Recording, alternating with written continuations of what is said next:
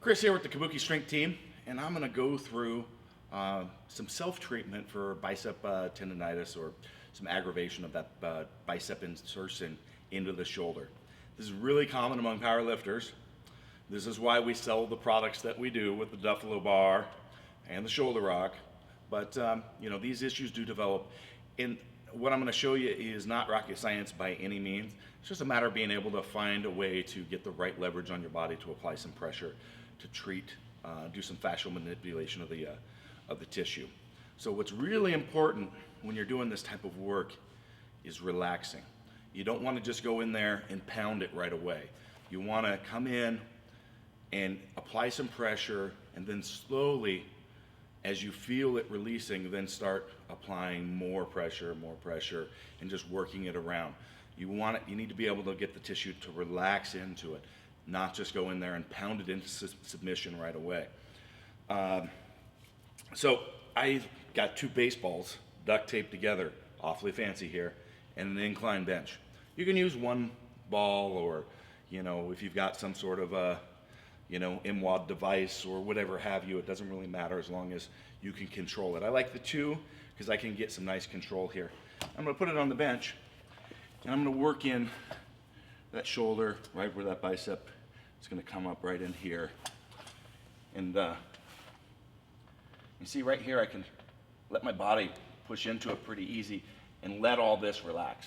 If I was on the floor, I wouldn't be able to get as much weight into it. So if I was on a foam roller on the floor, I'm not going to be able to get in there as deep as I can here. This is why I really like being able to do this. And my body hangs off of one bench and the arm hangs off the other, so it really allows me to get into that.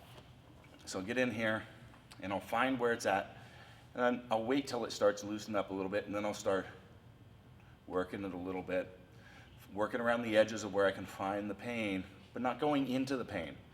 Just play around with those edges, and then keep being more aggressive as you can get there with, again, not driving into the pain, but just playing around the edges of it.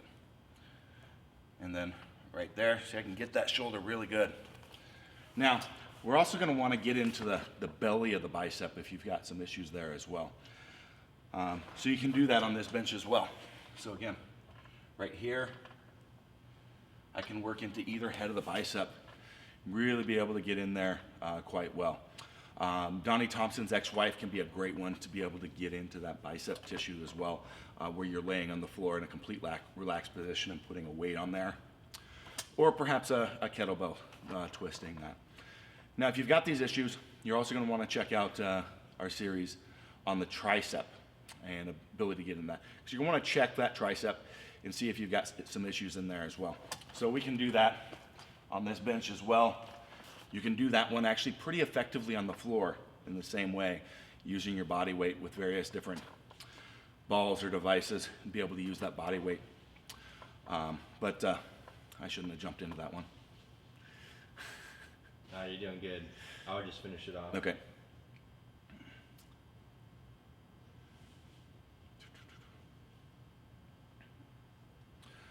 Or you can check out our tricep video on treating it with a bar and a rack, which can be a very aggressive way of being able to get into that tricep and using your body weight. That'll be featured in a separate video.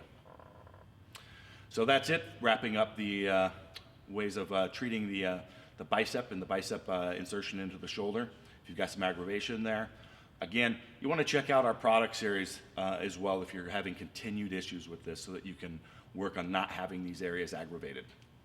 All right, Chris signing out.